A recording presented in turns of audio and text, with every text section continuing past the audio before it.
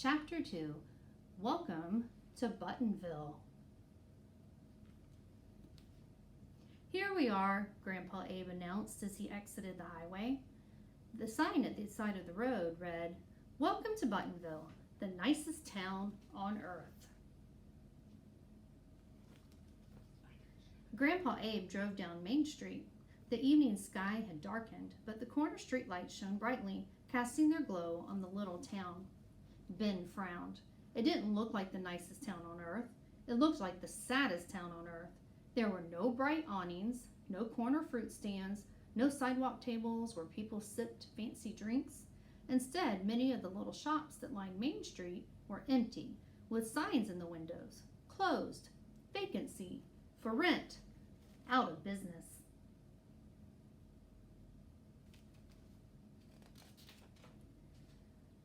"This town hasn't been the same since the button factory shut down," Grandpa Abe explained.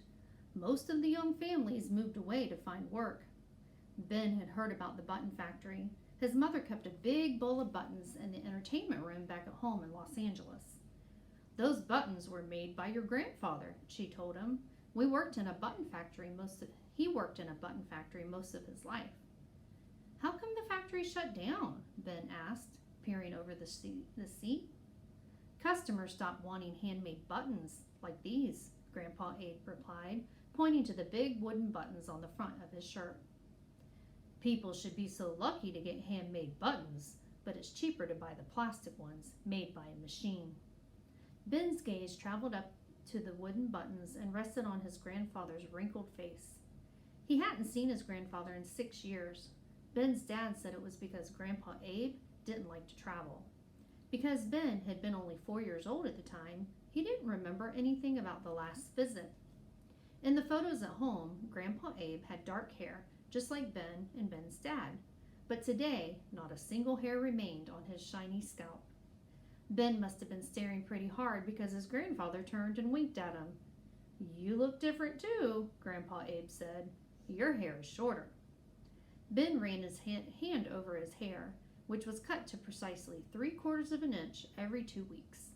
He thought about making up a story that his hair had been cut short because he'd been infested with Caribbean head lice, or because the ends had caught fire when he'd been struck by lightning. The real reason Ben had short hair was because his mother insisted it was stylish. She always took him to the hairdresser in Beverly Hills rather than to a barber shop where the other boys went. The Cadillac pulled up to a stop sign just opposite a shop called the Dollar Store. A girl leaned out of the store's upstairs window.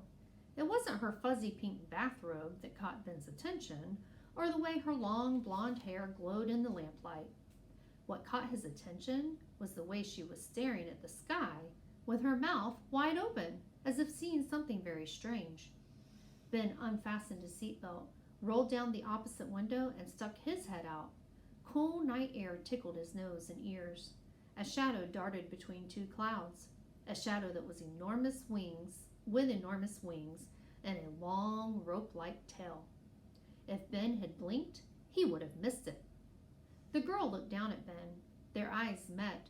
She'd seen it too. Then she mouthed a single word before disappearing behind the curtains. "You want me to catch a cold?" Grandpa Abe complained. As Ben closed the window and buckled his seatbelt, Grandpa Abe drove through the intersection and turned onto a side street. Ben wrapped his arms around the hamster cage again. He wasn't an expert at reading lips, but he was pretty certain he knew what the word the girl had said: dragon.